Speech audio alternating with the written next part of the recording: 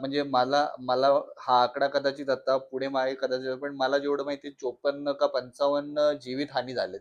म्हणजे आतापर्यंत. हो, तेवढे तेवढे तेवढे हल्ले झालेले आणि ज्याच्यामध्ये जीवितहानी झाली आहे. बरोबर आहे. आणि बिबट्यांची ही संख्या सुद्धा साधारणतः महाराष्ट्रामध्ये 12,000च्या आसपास झाली आहे. नाही, 1200 पर्यंत गेलेली आहे. आता 1200 आपले अच्छा. शिरूरचे मतदारसंघाचे खासदार अमोलजी कोल्हे साहेब तिथे गेलेले होते. त्या परिवाराला भेटले शिवण्याच्या आणि ते ऑलरेडी त्या प्रोजेक्ट म्हणजे त्या याच्यावर काम करतात आहे. संसदेत हा प्रश्न त्यांनी उचललेला आहे आणि ते त्यांच्या परीने पूर्ण प्रयत्न करतात आहे.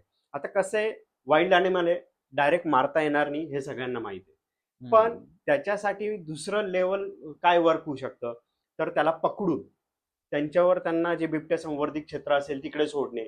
पण त्याच्यासाठी पहिली गोष्ट फॉरेस्ट डिपार्टमेंटकडे इनफ मॅनपॉवर पाहिजे, जे आपल्याकडे शॉर्टेज आहे महाराष्ट्रात. दुसरं त्या फॉरेस्ट डिपार्टमेंटला जे त्यांचे इक्विपमेंट पाहिजे, फॉर एक्झाम्पल त्यांचे बेसिक पिंजरे, नंतर त्यांचे व्हेइकल्स, त्यांना आता ड्रोन सर्वे करण्यासाठी. याचा पाठपुरावा अमोलजी कोल्हेंनी ऑलरेडी प्रस्ताव पाठवलेल्या केंद्राकडे वाईल्ड ॲनिमल टीम जी आहे ती याच्यावर काम करते. ते केंद्राकडे ते अजून इन डिस्कशन आहे, अप्रुव्हल्स अजून आलेले नाही आहेत. आपलं उपमुख्यमंत्री अजितजी पवार साहेबांनी पण याच्यावर ऑलरेडी महाराष्ट्र गव्हर्नमेंट तर्फे कामकाज चालू केलेलं आहे. गव्हर्नमेंट त्यांच्या बाजूने प्रयत्न करते, पण आता लोकांचं म्हणणं काय बेसिक, तुम्ही जे करताय ना ते फायनल करा लवकर. हं. लवकर फॉरेस्ट डिपार्टमेंटला मदत द्या.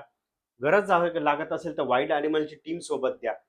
ते पिंजरे, त्या व्हेइकल्स जे पण त्यांना लागत असेल इक्विपमेंट ते द्या आणि ह्या बिबट्यांना पकडा. आणि त्यांची काय सिरियसली